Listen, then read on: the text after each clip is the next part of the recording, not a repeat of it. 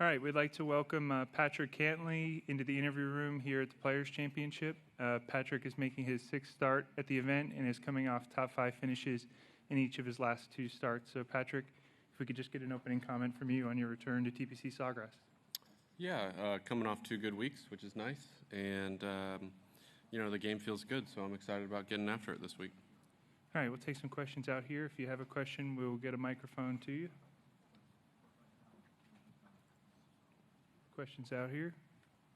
Start with Doug on the right over there, please. Just your general thoughts on a not only kind of a point-to-point type of a golf course, someone that tries to make you uncomfortably visibly, but is this something you enjoy? And kind of as a second part to that question, if you had to describe it in only one word, what word would you use? Well, I think the golf course, especially if the conditions get how they want, which will be a little firmer than I think last year, it's really important to play from the fairway. This golf course more than most golf courses that we play, which is fun. There's a premium on leaving the golf ball in the right spot, kind of pretty much on every hole.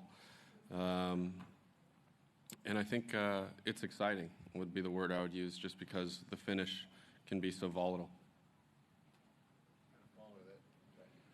How would you, kind of another two-parter, but how would you compare the finish, especially since we're dealing with a 5-3-4 finish here and last week?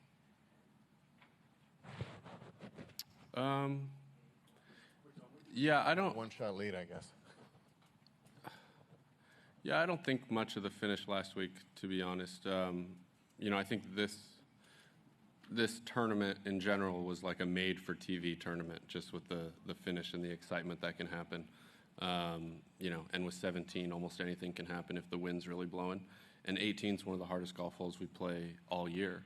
And they happen to end consecutively like that. So I think that's what makes it so exciting. All right, we'll go to Dan over here on the left. Do you think that these new changes to the PGA Tour schedule will make some of the LIV guys want to come back to the ecosystem? I'm not sure these changes really have much, making them want to come back. I'm curious how many would have liked to have left if these changes happened earlier. Probably the same number of guys, or a similar number of guys, just with the guaranteed money that they were throwing around. But it's a good question. I'm not sure. And then what's your take on the no-cut aspect of these new designated events? Yeah, I think if you're going to have a limited field, a cut when you're only starting with around 70 guys would be gratuitous. I don't think it would add much to it at all. So if you're going to have the limited fields, I think the no cut is the way to go. And then the other thing I would say is, there's been tons of no cuts tournaments on the PGA Tour, since I can remember, since I was growing up. So I don't think it's too big of a change, really, if you took all the tournaments as a whole. I think, maybe you're going from 5 or 6 no cut events to 8 or something like that. And so I don't think it's really that big of a change. We'll go to Gary over here on the left and then over to Sean. Patrick, what are your thoughts on the 17th hole in general? And do you remember the way it felt the first time you played it, whatever the circumstances were, the tension and bigger, larger than life, and the hole you've seen on TV? Well, I played it as a junior in a junior golf tournament here. I think I was hitting 9 or 8 irons on the green that week. I didn't hit it as far as I do now.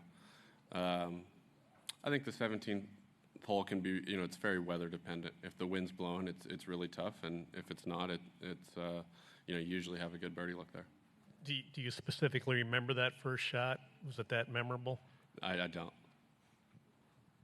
Go to Sean all the way on the right over here. Is there anything you have to do differently when a course tries to visually deceive you, or are numbers good enough and yardage was good enough that you just kind of hit the shot and go about it the same?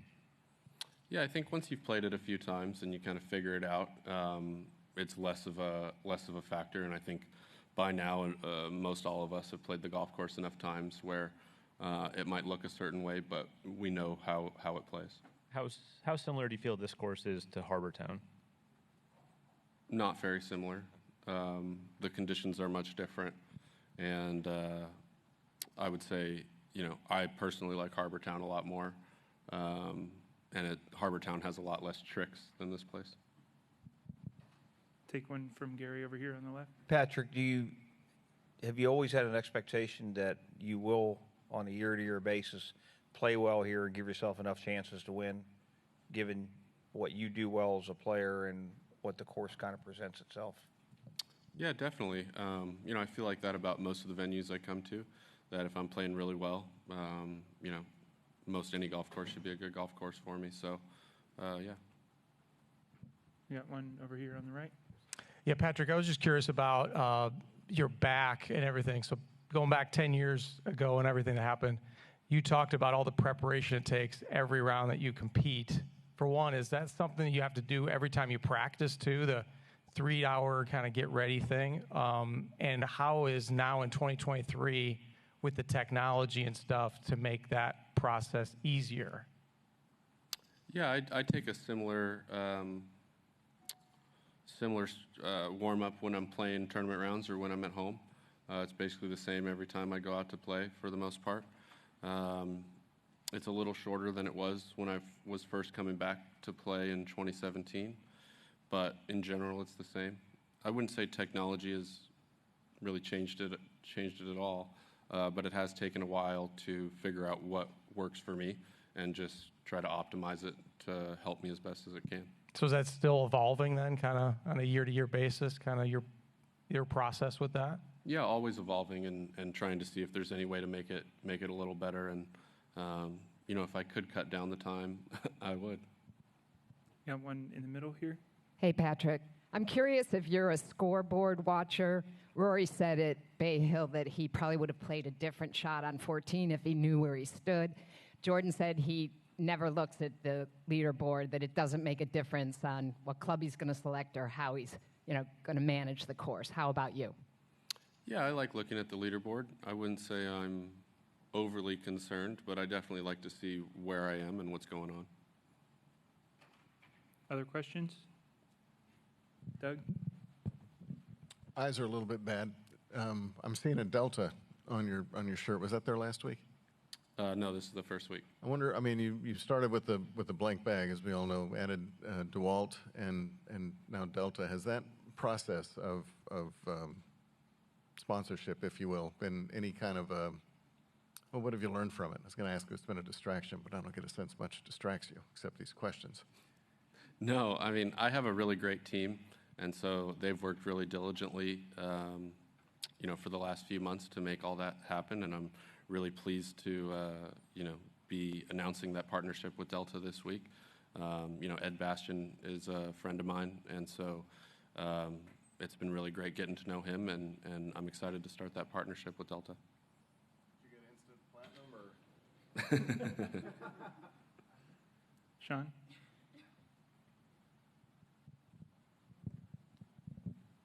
Do you envision signing with a company, or do you like being a free agent and staying that way for a while? Not something I've given too much thought to. I've tested a little bit of equipment this West Coast, and in general, I like being able to play, the equipment that I feel like gives me the best chance to compete. And so, I haven't minded being a free agent so far. Is there any changes that you feel good about that it's allowed you to make? I tried a bunch of stuff, and, I'm really comfortable with what I'm playing right now. I changed some shafts this year and kind of experimented on the West Coast, and it's been I finally feel like I got my setup figured out at Riviera, and so Riviera and Bay Hill were the same setup, and so it's allowed me to swing the golf club a little better once I got that figured out.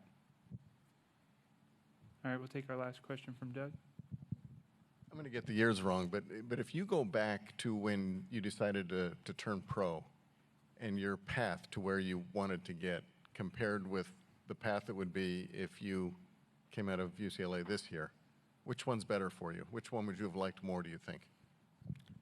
Sorry, I'm not sure I understand. When you turned pro, to get to the tour, to get to where you wanted to be, Sure. what you had to do to get there in terms of what was Right. available to you, which would you have liked that what you went through, or that you would face if you were to turn pro now?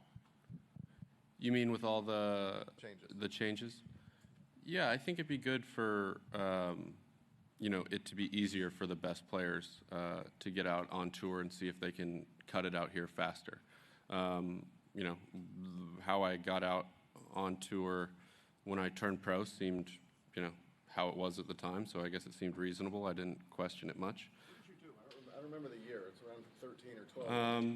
I ended up getting my status through Korn Ferry Finals, is ultimately how I got my card. But I ended up getting status through a Monday qualifier into a web.com event in Charlotte, was how I originally got any type of tour status. And on to the finals, and then got your card.